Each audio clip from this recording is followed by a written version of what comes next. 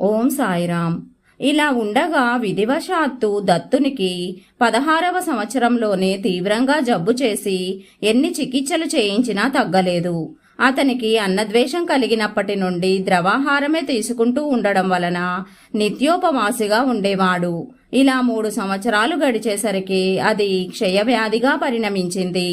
అతని భార్య కూడా అతడు తినగా మిగిలిన అన్నం మాత్రమే తింటూ నిరంతరము అతని సేవలో గడిపేది. అతడు కృషించిన కొద్దీ ఆ పతివ్రత కూడా శుష్కించసాగింది. భర్త రోగంతో బాధపడుతున్న కారణంగా ఆమె కూడా అతని వలె అలంకారమే చేసుకొనక పాత చీర ధరించేది. జుట్టు దువ్వు కొనకపోయేసరికే ఆమె జుట్టు జడలు కట్టింది. జై గురుదత్త, శ్రీ గురుదత్త.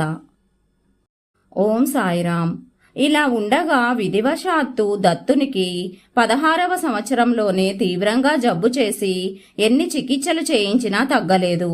అతనికి అన్నద్వేషం కలిగినప్పటి నుండి ద్రవాహారమే తీసుకుంటూ ఉండడం వలన నిత్యోపవాసిగా ఉండేవాడు. ఇలా 3 సంవత్సరాలు గడిచేసరికి అది క్షయవ్యాధిగా పరిణమించింది. అతని భార్య కూడా అతడు తినగా మిగిలిన అన్నం మాత్రమే తింటూ నిరంతరము అతని సేవలో గడిపేది. అతడు కృషించిన కొద్దీ ఆ పతివ్రత కూడా శుష్కించసాగింది.